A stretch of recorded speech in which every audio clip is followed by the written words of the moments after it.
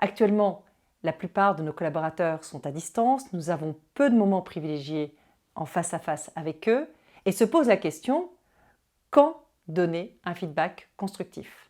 Est-il préférable de le donner au bon moment et peut-être derrière un écran?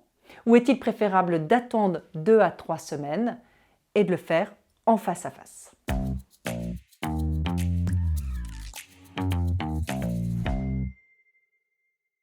Bonjour à tous, ravi de vous retrouver pour ce 6e geste managérial. Souvenez-vous, dans l'épisode précédent, nous avons vu qu'un manager vivait une palette d'émotions avec son collaborateur. De la fierté à l'exaspération, les variations étaient fréquentes. Alors, on fait quoi lorsqu'on est irrité, exaspéré, voire en colère ou stressé par des comportements chez certains de nos collaborateurs? On répond par un feedback constructif. À cette question, faut-il le faire même derrière un écran au bon moment ou faut-il attendre d'être en face à face pour donner un feedback constructif? Vous êtes très nombreux à répondre un feedback constructif ne peut pas attendre. Et vous évaluez 3 risques. Le premier risque, c'est de prendre en grippe votre collaborateur. Le deuxième risque, de venir ternir la confiance que vous avez établie et de resserrer le contrôle.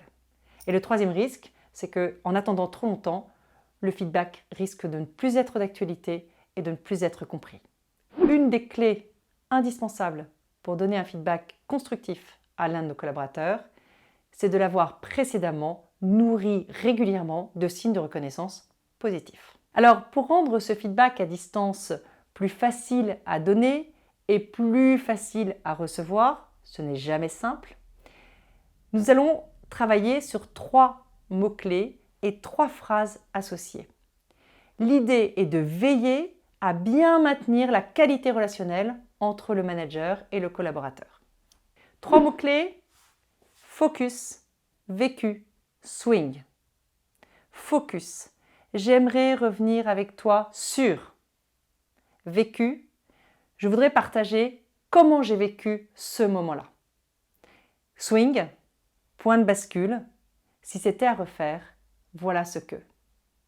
Focus, nous allons cibler un événement, un meeting, un mail, une situation particulière. J'aimerais revenir avec toi sur le mail que tu m'as envoyé hier soir. J'aimerais revenir avec toi sur le moment du meeting de ce matin. Vécu. Voilà en tant que manager comment j'ai vécu le meeting d'hier après-midi. Voilà comment j'ai vécu la réception de ton mail. En racontant la manière dont j'ai vécu les choses, je mets à la fois de la perception et de l'émotion, ce qui me permet de mettre une dimension de cœur et d'humain dans mon message. 3. Le swing. Le swing, c'est le point de bascule. Et nous allons faire de cet événement qui a déclenché ce feedback un moment d'apprentissage. Si c'était à refaire. Si c'était à refaire, je t'inviterai à préparer avec moi le meeting d'hier après-midi. Si c'était à refaire, je te proposerais de me passer un petit coup de fil avant de m'envoyer le mail que j'ai reçu hier soir. Je vous donne rendez-vous mardi prochain pour le dernier épisode de notre série avec les clés de l'équilibre de vie et comment préserver notre équilibre en tant que manager. Et n'hésitez pas à partager vos expériences, à partager peut-être ce que ça vous a permis de gagner en confort de pouvoir utiliser cette méthode. D'ici là, je vous souhaite une excellente semaine et un bon management.